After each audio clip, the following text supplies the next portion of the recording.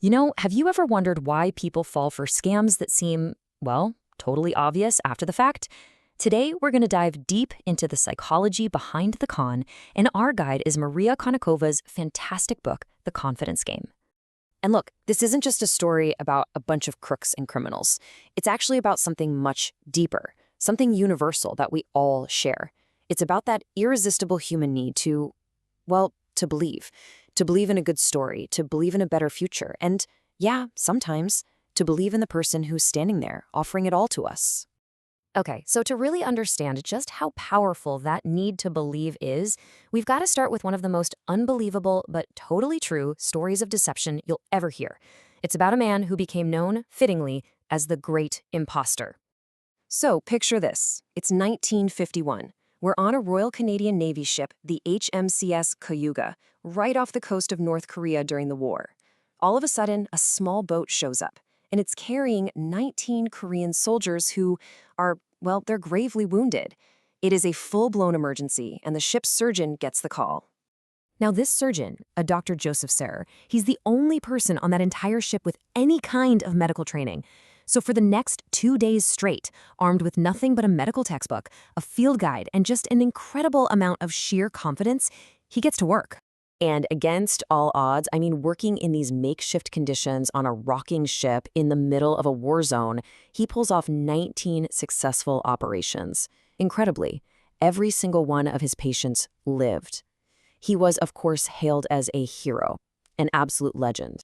But there was just one little problem, a tiny detail that completely flips this heroic tale on its head and really gets to the heart of what the confidence game is all about. Turns out he'd never even graduated from high school. And his real name wasn't Sire. It was Ferdinand Waldo de Mara. So this just begs the question, right? How on earth is something like this even possible? You see, de Mara's story isn't some one-off freak occurrence. It's basically a masterclass in the psychology of deception. So to really get how he pulled this off, we have to look at what's going on inside the mind of a master manipulator. What makes a grifter tick? Well, psychologists often talk about something called the dark triad of personality traits. Okay, so first up is psychopathy. That's basically a complete absence of empathy.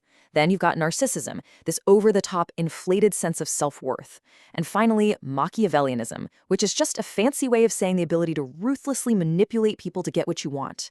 But here's the thing, just having those traits doesn't automatically make you a con artist. It's not just about what you're born with. You know that saying, genes may load the gun, but it's the environment that pulls the trigger? It's exactly like that. The dark triad, that's the predisposition, but you still need two more ingredients, an opportunity and a way to justify what you're about to do. And that's where the culture around us comes into play. An environment, it could be a company, it could be a whole society that kind of looks the other way or even rewards cutting corners. Well, that creates the perfect breeding ground. It gives a potential grifter the opening and the excuse they need to make their move. But here's the deal. A con is a two-person dance, right? So to really get it, we can't just focus on the grifter. We have to turn the spotlight onto the other side of the equation, the mark, the victim. And we've all heard that old saying, there's a sucker born every minute. It's this idea that victims are just, gullible, greedy people who kind of had it coming. But what's so fascinating is that the book argues this idea is just completely wrong. What if the reason we fall for cons isn't a flaw, like being dumb or greedy? What if it's actually because of a fundamental human strength? A trait that, believe it or not, it's totally essential for society to even work. Okay, so here's the crucial point. As humans, we are wired to trust. We want to believe. Just think back to our guy, Ferdinand de Mara. The sailors on that ship didn't just want a surgeon, they needed to believe they had a brilliant one on board. See, a great con artist doesn't force you into anything. They just figure out what story you're desperate to hear, and then they become that story. In a way, we actually supply the narrative ourselves. In this deep, fundamental desire to believe, it's all tied up in one of the most powerful parts of the human mind, our absolute, undeniable craving for good story. So think about this little story. There's a blind man begging on the street. His sign just states a simple, harsh fact. Blind man without a pension. And people are just walking right by. He's not getting much. Then a poet walks by, takes the sign and rewrites it. Now it says, "Spring is coming, but I won't see it. Suddenly, the man's cup is overflowing with coins. The facts are exactly the same. The only thing that changed was the story. And that right there, that gets to the absolute heart of the con. A grifter, more than anything else, is a master storyteller.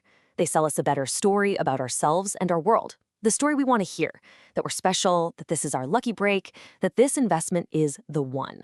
And once we buy into that narrative, our skepticism just dissolves.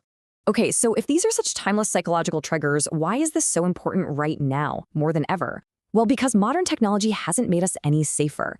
In fact, you could argue it's kicked off a brand new golden age for grifters. $525 million. Let that number sink in. That's how much money was lost to online fraud in just 1 year, according to the Internet Crime Complaint Center. And here's the crazy part. That's only the stuff that gets reported. The real number is probably way, way higher. And hey, don't just take my word for it. Listen to a master, Frank Abagnale. Yeah, the guy from Catch Me If You Can. He says that the stuff he did 50 years ago as a kid would be, and I'm quoting here, 4,000 times easier to do today because of technology. For today's con artist, tech isn't a hurdle. It's a supercharger. Because really, at the end of the day, all that technology does is change the location. The psychological tricks are exactly the same. The same schemes that preyed on trust and desire 100 years ago in the Wild West, they're now being run right from your inbox. And that brings us to a final, pretty unsettling thought.